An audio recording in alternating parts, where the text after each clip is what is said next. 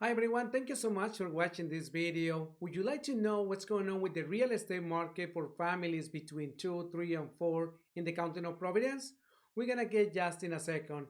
For many people that doesn't know me, my name is Alexander Parmenide from Coldwell Banker. Many years in the real estate industry, focused on residential and commercial real estate. As mentioned before, we're going to talk about what's going on with the County of Providence multifamilies today's market as May 18. But we're going to see what is the transactions between 1 and 7 days. Market review for the last 14 months, price range, close price ratio, and month of inventory. We're going to see those elements, how it's going to circumvent with the activity on the market on today's date. But before to do that, I got so many people ask me about what is the county of Providence, how many cities, how many towns are involved. Well, there you have it. In that way, you're going to have a reference when you're going to buy, where you're going to live, or where you're going to sell. Now, as you can see, multifamilies has been a lot of activities for the last 7 days. New listings 36, under contract 38, properties sold the last 17, properties withdraw 14. That we have to understand that we're living in nowadays with the COVID-19, and many people are kind of afraid. Their sellers are pulling out the listings because they don't want the tenants live or get contaminated with the COVID-19, or some of them, the tenants not allowed to sell the property because they are being afraid. Totally understand that, but that's the new norm that we live in right now. Because of the COVID-19, some property has been decreasing the price, or some of them are increasing. Depends on the location, depends on the price, depends on the condition of the property. But something to be aware, just to make sure that you understand what's going on. Now, talking about the last year and this year, you're gonna see a big difference on the listing side, but not in the sell price. On the listing price last year, there were on the month of April, there was 244. On the this year, April was 110. Basically, 50% of the listing of the property has been in the market this year.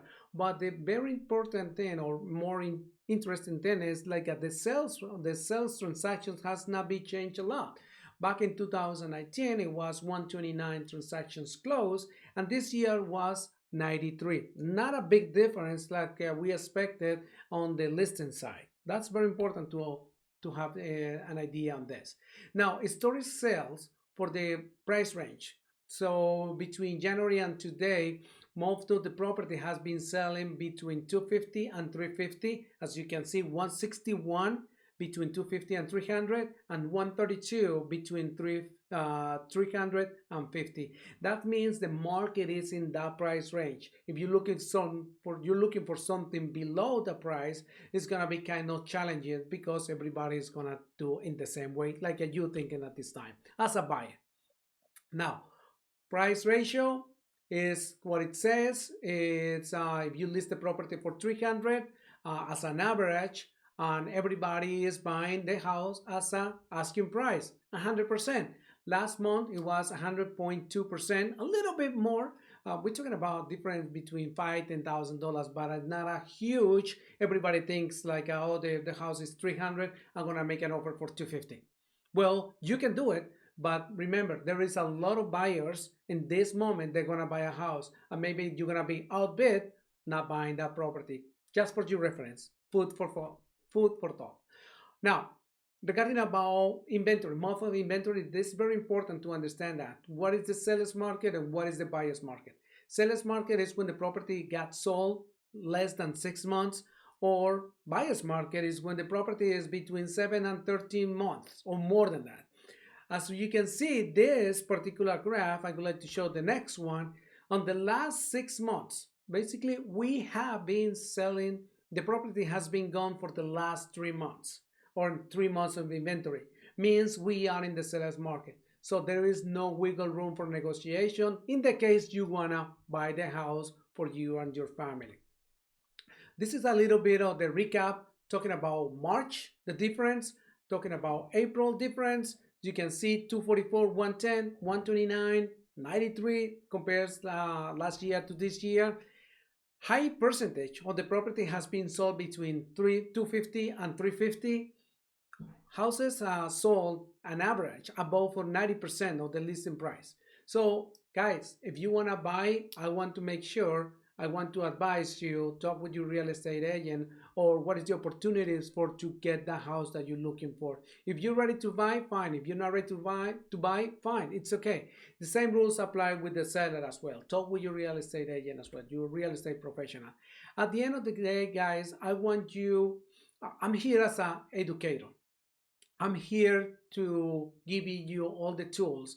I want to give all the opportunity to get knowing what's going on with the real estate market. I'm here as an educator. I'm not here as a salesman. I want you to feel more educated. As mentioned before, financial literacy is to understand the opportunities, to analyze the risk, to make a better decisions for you and your family, and improving in your family's well-being as well. Once again, guys, home ownership is important. It's a wealth creation. Having a house is a wealth creation for you and your family and the future generations. It's not about buying and then what's gonna have for your or your family at this time. It's for the future generation. It's important to understand that what is important to have an opportunity for you and your family to get going.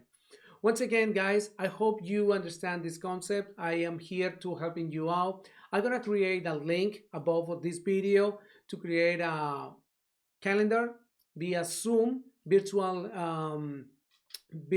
consultation in the case you wanted to buy a property in this year post COVID-19 or the next year, or what tools that you may need in order to buy this year. I'm over here to help you. Every person, every transaction is way different than the other. But once again, with communication and talking via clear, you can have a better opportunity for you and your family to buy a new house.